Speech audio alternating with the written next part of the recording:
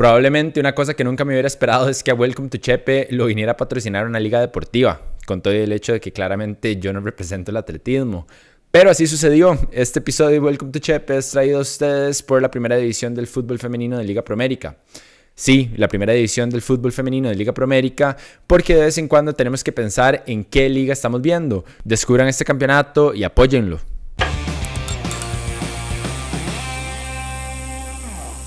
Buenas tardes, esto es Welcome to Chepe, un programa para las personas adictas al celular. Porque esta semana se dio a conocer que la jueza Hazel Murillo Eita del Juzgado Penal del Tercer Circuito Judicial de Alajuela pasó 8 minutos seguidos viendo su teléfono durante la audiencia de medidas cautelares en contra de los 13 supuestos narcotraficantes detenidos por el caso de Darwin. ¿Se acuerdan? El caso en el que estaba vinculado el diputado Gustavo Viales. Por esos 8 minutos pegada en su teléfono, los abogados de los acusados alegaron que estaba distraída mientras presentaban sus pruebas y todas las medidas cautelares que se les habían impuesto, entre ellas 6 meses de prisión preventiva, se tuvieron que anular. Ahora, esto significa que el juzgado penal tiene que correr para notificar a todas las partes procesales para poder realizar una nueva audiencia y así discutir las medidas cautelares en menos de 48 horas. Nos parece curioso que el juzgado penal nada más le llamó la atención a la jueza Murillo cuando la ley orgánica del Poder Judicial establece que en los casos de que se den faltas graves o injustificadas se le debe notificar a la Corte Plena para que abra una investigación y determine si se debe despedir, suspender o mantener al funcionario. Pero bueno, si han visto los episodios pasados de Welcome to Chepe, el hecho de que un funcionario público no enfrente consecuencias por sus actos no es en lo absoluto una sorpresa. En cuanto a la situación del COVID-19, porque esta semana, este miércoles 12, se reportaron 3.173 casos nuevos, la cifra más alta en lo que llevamos de la pandemia. Y digo en lo que llevamos porque todo apunta a que los casos van a seguir subiendo. Según el Ministerio de Salud, en total en la semana se reportaron 18.907 casos nuevos, 1.320 personas hospitalizadas, de las cuales 487 están en unidades de cuidados intensivos y 172 personas fallecidas. Estos números de hospitalizaciones marcan un nuevo máximo de personas internadas. A esto hay que sumarle que el pasado martes 12 había 36 personas en condición grave en hospitales regionales, esperando a que se liberaran camas en los hospitales de San José. Toda esta saturación en los servicios médicos llevaron a que la Junta Directiva de la Caja le solicitara al gobierno, al Ministerio de Salud y a la Comisión Nacional de Emergencias que declaren una alerta roja hospitalaria. Según explicó Marta Elena Rodríguez, representante de los trabajadores ante la Junta Directiva de la Caja en una entrevista para el semanario Universidad, el requisito para declarar una alerta roja es la saturación y el colapso de los servicios médicos y hospitalarios. Una saturación que estamos viviendo y que pone en riesgo la calidad y oportunidad de la atención para enfermos de COVID-19 y para pacientes en general. Nada más para que se den una idea del colapso, José Luis Loría, representante por las cooperativas ante la Junta Directiva de la Caja, admitió que la capacidad instalada del sistema de salud está rebasado en un 120%. Además, fue bastante claro al decir que el problema no se soluciona poniendo más camas porque ya no hay personal especializado que atienda a esos enfermos. Como respuesta a esta solicitud, el lunes 10, durante una conferencia de prensa, el presidente ejecutivo de la Comisión Nacional de Emergencias, Alexander Solís, casi que descartó la idea de declarar una emergencia de este tipo, ya que conlleva el cierre total del país, según sus argumentos. Y cuando digo total, es total al punto de que afectarían libertades individuales y comerciales, como por ejemplo la libertad de tránsito, la entrada y salida del país o la apertura de comercios. En pocas palabras, se paraliza el país por completo. Por su parte, Solís dijo que era injusto decir que el país está en esa situación, ya que una alerta roja significa que hay un desastre nacional. Además, dijo que él no se atrevería a afirmar que existe una emergencia institucional en la Caja, a pesar de que la gerencia y la presidencia de la Caja se lo están diciendo. Por el contrario, Solís instó a la Caja a generar algún mecanismo en el cual les puedan hacer saber cuáles son sus necesidades en temas como habilitación de camas de cuidados intensivos de hospitales privados, compra de equipos y suministros y contratación de personal. Con este mecanismo en mano, podrían derivar un porcentaje del fondo de emergencias para poder volver a una normalidad hospitalaria. Además, dijo esto: es el subsistema hospitalario, que no cabe duda que hay un desgaste terrible de los equipos de respuesta hospitalaria. ¿Es el Sistema Nacional de Salud o es el país como un todo? Partiendo de ahí, podemos precisar dónde es que se requiere la alerta roja. Las declaraciones de Solís no fueron bien recibidas en la comunidad médica, al punto al que la Junta Directiva del Colegio de Terapeutas de Costa Rica envió un comunicado de prensa en el que rechazaron las declaraciones del jerarca y por el contrario dijeron que conocen de primera mano la realidad de los médicos de primera línea. Incluso la presidenta del Colegio de Terapeutas, Vivian Pérez, afirmó que tienen información de la saturación de los centros médicos y que las cifras son alarmantes. Todo esto llevó a que ese mismo lunes la Comisión Nacional de Emergencias admitió en un comunicado que se equivocaron y reconocieron que obviamente hay una saturación en los hospitales, dejando clara la contradicción que hay dentro del Estado en torno a la pandemia. Nada más vean este video del medio de Amelia Rueda. Eso sería una tragedia terrible. Bueno, han muerto más de 3.000 costarricenses en esta pandemia. La alerta roja lo que nos permitiría es una connotación de desastre nacional. Y yo creo que en este momento sería injusto decir que hay un desastre nacional. Ni siquiera me atrevería a decir que institucional de alguna de nuestras instituciones. Pero bueno, la comisión aseguró que tuvieron una reunión virtual con representantes de la Caja, el Ministerio de Salud y la Cruz Roja para determinar una serie de medidas a corto y mediano plazo para hacer frente a la saturación e intentar disminuir los casos. Por el momento no han revelado cuáles van a ser esas medidas, pero sí dijeron que comenzaron a tramitar la contratación de 100 camas de unidades de cuidados intensivos del sector privado. ¿Ustedes qué opinan de todo esto? ¿Les parece que la situación en el país amerita declarar una alerta roja o no? El gobierno anunció una nueva serie de medidas sanitarias como respuesta al incremento de casos. En resumen, estas medidas reducen los aforos en actividades sociales, parques nacionales, bares y cultos. Además, amplían la restricción vehicular de 5 a 9 para todo el país y mantienen las clases presenciales a pesar de la petición del Ministerio de Educación Pública de hacerlas virtuales por el alto número de muertes de educadores desde el 2020. Estas medidas generaron un descontento en el doctor Marco Vargas, director del Centro Especializado de Atención de Pacientes con COVID-19, quien publicó en sus redes sociales que se sentía decepcionado de las nuevas medidas. En su opinión, no solo esperaba mayores medidas, sino que también lamenta la actitud de ciertas personas que no ven con seriedad la pandemia. En una entrevista para el medio, Amelia Rueda dijo, y cito, "No hay forma de parar 2.500 contagios diarios si no se limita el contacto entre personas, pero eso no es solo responsabilidad gubernamental, es una responsabilidad también individual que tenemos que asumir cada uno". También aseguró que no estaba de acuerdo con las declaraciones de la comisión, ya que el país sí está en una condición de desastre y recomendó que se realizaran pruebas PCR a los turistas que llegan al país y que se agilice el proceso de vacunación. Por su parte, el Colegio de Médicos propuso que se apliquen 150.000 dosis a la semana y aseguraron estar capacitados para realizar vacunaciones masivas de 7 de la mañana a 7 de la noche todos los días, incluidos los fines de semana y feriados. Para hacer estas vacunaciones, dijeron que se pueden realizar en lugares de acceso público como parqueos, el Colegio de Médicos, el de enfermeras o empresas privadas. Además, dijeron que se tiene que valorar la opción de vacunar a personas sin cita y si están asegurados. Y ya que estamos hablando sobre las vacunas, el informe semanal de la Caja reveló que la semana pasada rompimos el récord de vacunaciones, al igual que la semana antepasada. Ojalá siga así. Según el reporte, se colocaron 143.679 dosis de la vacuna. En total se han aplicado 1.093.931 dosis. Otra noticia relacionada es que ya vacunamos a más de 110.000 personas del primer grupo prioritario, lo cual era una meta que se había propuesto la Comisión Nacional de Vacunación y Epidemiología del Ministerio de Salud. También ampliaron el rango de edad para el tercer grupo prioritario.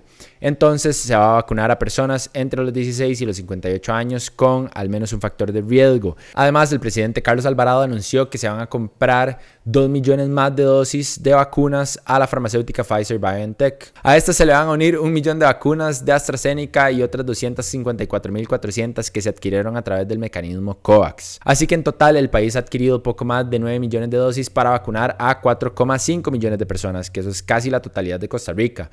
En esa misma línea, Gisela Sánchez, presidenta de la Cámara Costarricense Norteamericana de Comercio, le solicitó al presidente Alvarado que se ponga en contacto con el presidente norteamericano Joe Biden para pedirle una donación urgente de entre 1 millón a 1,5 millones de vacunas. Y el embajador costarricense en Estados Unidos, Fernando Lorca, aseguró en una entrevista para Repretel que la petición ya se hizo.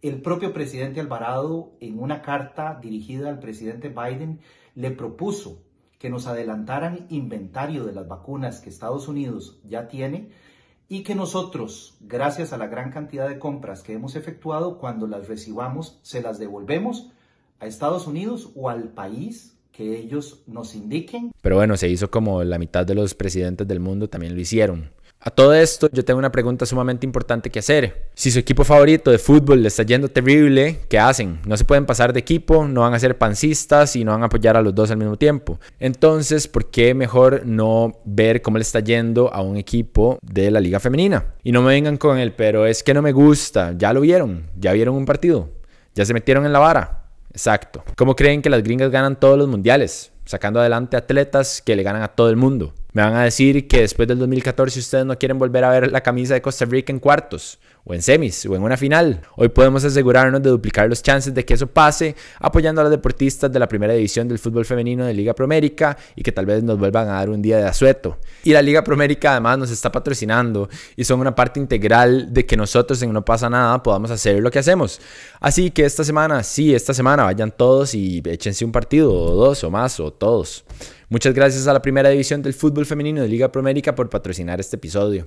Y continuando ahora de vuelta con el tema del COVID, hay 3 situaciones que nos preocupan bastante acá en No Pasa Nada. La primera es que un informe publicado el pasado 7 de mayo por la Contraloría General de la República reveló que los datos de COVID-19 del país se llevan a mano y sin un control de seguridad adecuado que garantice su confidencialidad. ¡Qué tuanis! A inicio de este año, una versión preliminar de este informe reveló que los datos se llevan en hojas de Excel que no se remitían a tiempo real y que por supuesto eran propensas a errores humanos. Esta nueva versión del informe explica que a pesar de que ya pasó un año de la pandemia, los datos aún no se llevan de manera adecuada y los sistemas para mejorar esto aún no están formalizados. En el informe se lee, y cito, se determinaron debilidades en el proceso de recopilación, procesamiento y comunicación de la información de contagios y órdenes sanitarias, debido principalmente a que los mecanismos y controles utilizados no se encuentran actualizados, formalizados y completos en procura de garantizar de forma razonable su disponibilidad, integridad y confidencialidad. Y acá quiero hacer una distinción. Por ley, el Ministerio de Salud tiene que recibir y procesar toda la información relativa a casos de COVID y órdenes sanitarias. Esta información viene de diversos lugares como la Caja, el Instituto Costarricense de Investigación y Enseñanza en Nutrición y Salud y laboratorios privados autorizados. Los laboratorios y centros de salud privados envían la información a tiempo real a través de una plataforma que se llama módulo de comando. Pero los datos de los centros de salud públicos se recopilan en el Expediente Único Digital de Salud, que se envía por correo o por un protocolo de transferencia de datos. El problema viene de los centros públicos, cuya información se tiene que procesar a mano y es por esa falta de mecanismos efectivos que estaban obligados a usar hojas de Excel.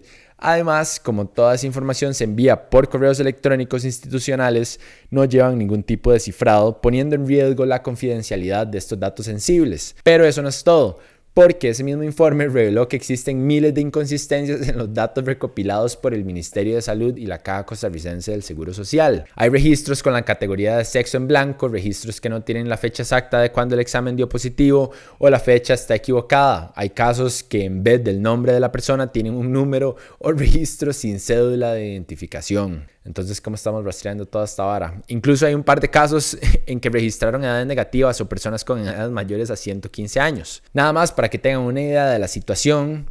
De los 660,000 registros que se revisaron, la Contraloría encontró errores en 201,000. Bienvenidos a Chepe. Y aquí no termina la historia porque el informe también reveló que existe una importante brecha en los procesos de vacunación entre los centros médicos de la Caja. Por ejemplo, en zonas como Colorado, Acosta y Cóbano se ha vacunado un 89%, 73% y 72% de las personas mayores de 58 años. Pero en lugares como Guapiles, Limón o Atenas, el porcentaje de vacunación para esa misma población está entre el 16 y el 19%. Como resultado de este informe, la Contraloría emitió una serie de disposiciones que la Dirección General de Salud, la Dirección de Vigilancia de la Salud y la Gerencia Médica de la Caja tienen que acatar para corregir todos los problemas que se encontraron. Otro problema y algo en lo que deberíamos de mejorar es en las pruebas de COVID-19. Y algo que nos parecería súper inteligente es que consideren las pruebas de saliva para detectar el virus. Según explicó el investigador y doctor en informática Santiago Núñez en una entrevista para el semanario, estas pruebas son igual de eficientes que las pruebas PCR. Son de bajo costo y su proceso es descentralizado. Y cuando dice descentralizado se refiere a que las pruebas PCR solo abarcan una muestra muy pequeña de algo tan grande como la pandemia, pero las pruebas de saliva se pueden realizar a gran escala. A fin de cuentas, estas pruebas no tienen que ser realizadas por un microbiólogo. Cualquier laboratorio de bioseguridad 1, como los que hay en las 104 áreas de salud de la Caja, pueden realizar estos exámenes. Según Núñez, a todos estos laboratorios se les puede dar el equipo para realizar 1000 pruebas diarias que dan el resultado en menos de una hora. Nada más para que se hagan una idea, la Universidad de Illinois en Estados Unidos usa este tipo de pruebas y por día han hecho 17,000 pruebas. Ahora en Costa Rica podríamos hacer 104,000 pruebas diarias entonces. Ok, aquí tuve que hacer esta inserción porque anoche después de que grabé El semanario Universidad publicó una nota en la que informaron que la caja finalmente, después de 4 meses de no responder sobre las pruebas masivas de saliva, ya respondió que no ven ningún valor agregado en hacer este tipo de pruebas o invertir en este proyecto, lo cual tiene a los investigadores de la Escuela de Farmacia y otras facultades de la UCR indignados, que yo creo que no hay que ser como médico, ¿verdad?, ni especialista en estos temas para darse cuenta, por medio del sentido común, de que hacer más pruebas nos beneficia más a todos. Esto lo dice Santiago Núñez, que es investigador y doctor en informática. Entonces, no sé, acá las preguntas que me surgen a la cabeza es ¿por qué es que la caja no quiere hacer pruebas masivas? ¿Qué tiene eso de malo? ¿Qué intereses pueden haber dentro de la caja? Como dije, creo que me parece que más bien a la caja le serviría hacer pruebas masivas, porque si quieren cerrar el país o si quieren que hayan más restricciones, entonces sería mejor evidenciar la cantidad real de casos que hay en el país. ¿Han considerado convertirse en nuestros Patreons en patreon.com/nopasanadaoficial? Sabemos que la situación está un poco difícil, pero por cuotas que van desde los $3 en adelante nos pueden ayudar a mantenernos independientes y a hacer el contenido que a ustedes tanto les gusta y que nosotros disfrutamos hacer. Si se convierten en nuestros Patreons, van a obtener acceso a conversatorios con nosotros, acceso temprano a nuestros videos y muchas otras cosas. Gracias a todos los que ya nos apoyan. Otra situación que nos tiene preocupados es la que están viviendo los docentes del Ministerio de Educación Pública. Según datos del Sindicato de Trabajadores de la Educación Costarricense, entre el 2020 y el 23 de abril de este año han muerto 163 funcionarios del magisterio. A esto hay que sumarle que según datos del MEP, entre el 30 de abril y el 6 de mayo de este año, habían 494 instituciones con casos positivos.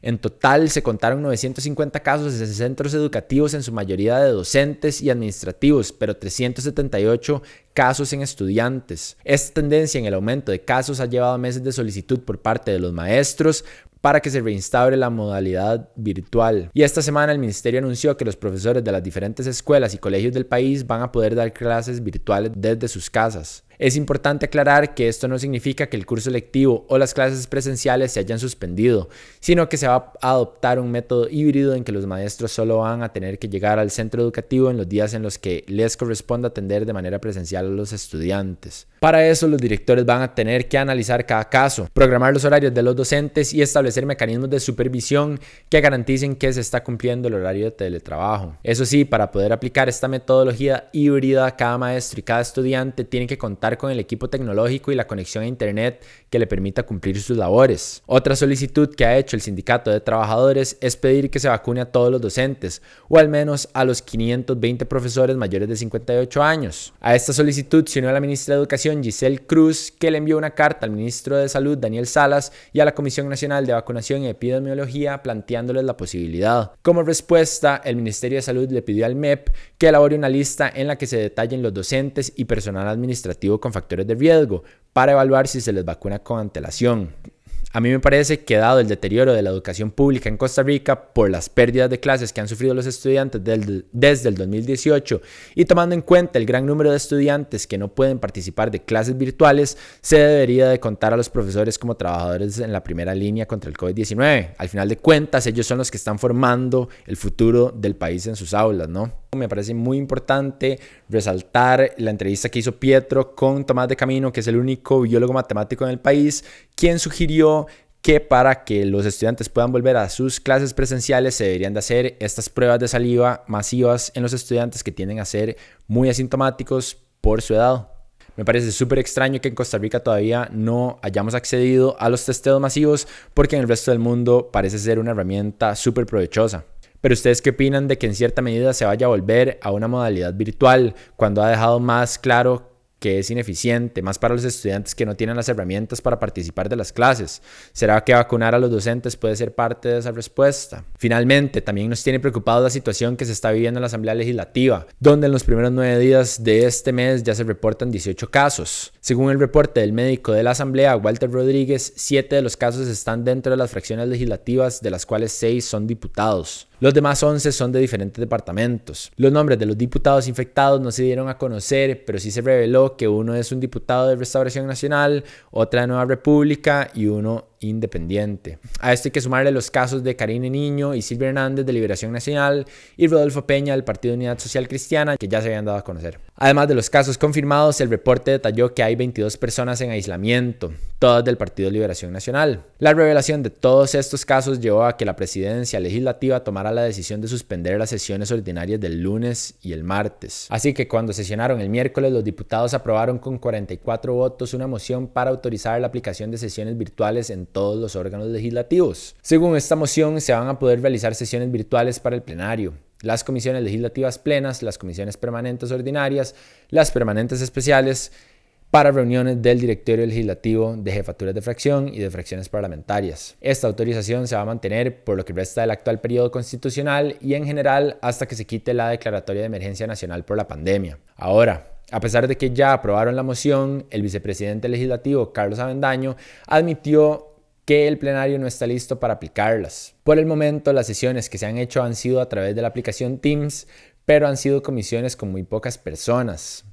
Y como no tienen un sistema de votación electrónica, aprueban o rechazan las mociones y proyectos de forma verbal. Entonces, como se pueden imaginar, hacer una sesión del plenario de esta manera va a ser bastante desastroso. Eso sí, el expresidente legislativo Eduardo Cruikshank aseguró que su gestión dejó la herramienta para la votación virtual desarrollada. Es cuestión de coordinar con la nueva presidenta legislativa Silvia Hernández para empezar el proceso de capacitaciones en Teams, es en serio. Entonces, en teoría es cuestión de días para que los diputados comiencen a sesionar y votar de esta manera. Tal vez no sea Teams, no sé, espero que no. En relación a esto, me parece que todas las instituciones estatales deberían de actualizarse un poco, ¿no? Ya es hora, como que nos agarró tarde, pero bueno, eso fue todo por hoy. Gracias por ver. Acuérdense de dejarme sus comentarios, darle like, seguirnos en redes sociales, guardarlo y también suscribirse a nuestro canal de YouTube, que eso nos ayuda un montón. Y también, si quieren hacerlo de forma más directa, pueden hacerlo por medio de patreon.com/nopasanadaoficial. Muchas gracias por ver. Nos vemos la próxima semana. Hasta luego.